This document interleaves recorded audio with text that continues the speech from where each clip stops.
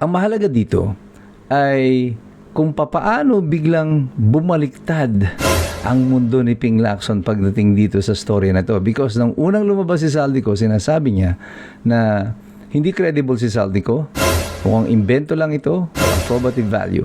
Nung nag-resign si Versamin at saka si Pangandaman, biglang nagbaliktad ang storya niya. Sinasabi niya na ngayon na totoo na may kickback, pero hindi si Bongbong Marcos ang tumanggap nito.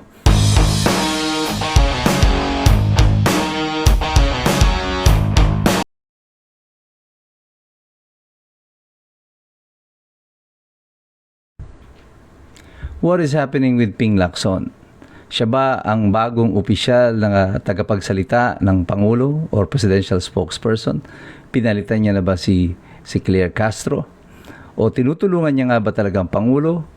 O mas lalo niyang ibinabaon si Bongbong Marcos? Bakit natin sinabi yan? Yan ang pag-uusapan natin sa gabing ito. Magandang gabi po. Dito po muli si Attorney Mike Operario. Sa mga lumipas na araw, mabilis ang pag-ikot ng mundo natin ng politika dito sa Pilipinas. Bigla ang pagre-resign ni Bersamin, ni Pangandaman, yung anak pa niya na sa Undersecretary Bersamin, at saka may isa pang Undersecretary of DepEd na nabanggit din ni Zaldico. Dahil dito, biglang nagkaroon ng mga pagbabago sa mga storya, sa strategiya, sa pagdepensa kay Bongbong Marcos. And front and center dito sa depensa na to, naandyan si Ping Lacson na umaakto na parang siya na talaga ang presidential spokesperson. Talagang ginamit niya pa na platform ang Senado at para ipagtanggol ang Pangulo, both mula kay Amy Marcos at dito kay Zaldico. But what is interesting here ay yung ginawa niyang pagdepensa laban sa statement ni Zaldico. Nung unang lumabas si Zaldico, kinabukasan lang, eto na si Ping Lacson, dinidiscredit niya yung testimonya ni Zaldico. Sinasabi niya hindi credible at wala daw probative value yung testimonya kasi hindi yan under oath. Well, nga, mahirap sa mga hindi naman abogado na nagpe-pretend na sila ay abogado. But we will discuss that matter on a separate video.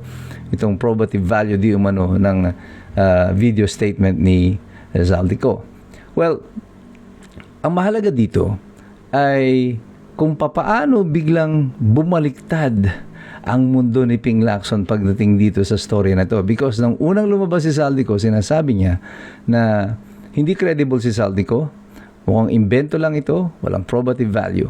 Nung nag-resign si Versamin at saka si Pangandaman, biglang nagbaliktad ang story niya. Sinasabi niya na ngayon na totoo na may kickback, pero hindi si Bongbong Marcos ang tumanggap nito. At sila Bersamin daw ang tumanggap nitong kickback nito. Bakit critical itong sinasabi na ito ni Ping Lacson? Kasi by admitting na mayroong kickback, he has already confirmed 50% of the story of Zaldico, na mayroon talagang kickback, na mayroong talagang congressional insertion. At ito ay idineliver sa Malacanang. Ang sinasabi lang na depensa ni Ping Lacson, dineliver nga yan sa Malacanang, pero hindi yan ni-receive ni Bongbong Marcos. Ginamit lang ang pangalan niya, nila Bersamin. Well, dahil sa ginawa na yan ni Ping Lacson, I don't think na natulungan niya si Bongbong Marcos. Because now, yung sinasabi niyang hindi credible na story ni Zaldico, bigla naging credible because 50% of the story has now been confirmed by him. Dalawa na ngayon na nagkukwento niyan, si Zaldico at siya, na totoong may perang dumating sa Malacanang. Ang point of contention na lang, sinong nag-receive. Ayon kay Ping Lacson, ito ay si Bersamin. Ayon kay Zaldico, ito ay kay Marcos napunta. Sino ang mas credible ngayon dito sa dalawa na ito? Well, given the history of Ping Lacson, at given yung nature of testimony ni Zaldico, I would rather believe na mas totoo siguro yung sinasabi nitong si Zaldico kesa dito kay Ping Lacson.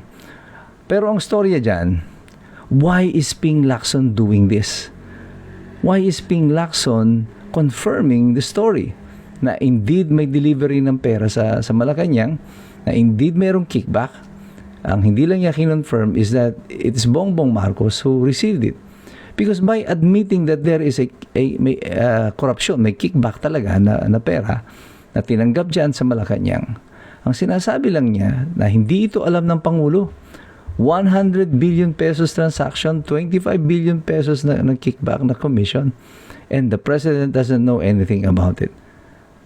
Actually, ang sinasabi ni Ping Lacson is that our President is incompetent. Kahit nasabihin niya na nga, kagaya ng sinabi ko na noon sa marami nating video, na maaaring hindi nga corrupt yung Pangulo, pero by admitting this, na wala siyang alam pa rin tungkol dito, Ping Lacson is now confirming that the President is also incompetent. Bakit niya ginagawa ito? What is he doing? And why is he speaking for the President this way? Bakit siya ganitong umasta na parang tinanggalan niya na ng trabaho si Claire Castro? Libre ba yung kanyang pagkilos bilang presidential spokesperson? Sabi ko nga sa inyo noon pa, sa politika, walang libre. Everything has a price. Hindi magpapakahirap itong si Tito Soto at si Ping Lacson na didepensa ng Pangulo this way and this much, nang ganun-ganun lang yun. I mean, if there are about 450 billion pesos na pinag-uusapan dito ng mga flood control projects just in 1 year, it's about 1.2, 1.3 trillion in 3 years. At alam mo yan, halimbawa, ikaw ang naatasan, hoy, ipagtanggol mo ako harangin mo lahat yung impormasyon na yan tungkol sa akin. Kasi 1.2 trillion ang pinag-uusapan dito. Ikaw ba, papayag ka na ang ibibigay sa'yo out of that 1.2 trillion na transaction na yan? Yung mga pitchi-pitchi lang? Yung mga pangkakaning itik? Hindi siguro. Kailangan mo dyan, yung medyo mahilab-hilab, di ba? This is the thing that is running to the mind of many people right now. Alam kong ito rin ang iniisip ninyo. I'm just echoing this sentiment. Bakit ganito ang klase ng pagdepensa nila kay Bongbong Marcos na masidhing-masidhi na parang gusto na ni Ping Lacson siya na yung mag-presidential spokesperson dun sa Malacanang. Well, meron ba siyang additional compensation for doing that? Well, only he can tell us probably in time. But tayo, malaya tayong bumuo ng ating mga sapantaha base sa impormasyon na nakikita natin sa kasalukuyan. The important thing right now is that I don't think that Ping Lacson is actually helping the President right now. Mas malamang pa na nakakadamage siya lalo sa Presidente. Akalain mong ikumpirma mo na totoong may nakawan dyan sa Malacanang at ang depensa mo, wala lang talagang alam yung aking Pangulo. Yun ang kanyang depensa. Or maybe, baka totoo yung sinasabi ni Amy Marcos that these people around Bongbong Marcos is using him. They fed him drugs to keep him high all the time so that they can abuse. Pero even if it is true, that will be no valid excuse. But now, I truly understand kung saan nanggagaling yung sentimiento ni Senator Amy Marcos. Bakit ganun na lang kasidhi ang kanyang damdamin nung nagpapahayag siya ng kanyang saloobin tungkol sa kanyang kapatid na si Bonget, si President Bongbong Marcos. I think she feels, and now I understand, na pakiramdam niya ay there are people in Malacanang na sinasabi niya na nag-aastang mga presidente na sila ang nagpapatakbo ng Malacanang at hindi ang kanyang kapatid. But even if that is true, that will still spell disaster for the Philippines kapag ang ating Pangulo ay hindi siya ang umaaktong presidente at pinagkakatiwala niya ito sa mga taong hindi naman inihalal ng taong bayan. Ang pagsasamantala ay siguradong naririyan. Pero tayong lahat, patuloy nating tututukan ng mga ito. Babantayan natin sila. Huwag tayong basta magpapabola sa mga sinasabi ng mga politiko nito. And there's so much more here than what meets the eye. Kaya patuloy tayong magmasid, patuloy tayong makilahok, patuloy tayong mag-aral sapagkat mahirap makialam ang taong walang alam. God bless you, God bless us all. Mabuhay ang Republika ng Pilipinas.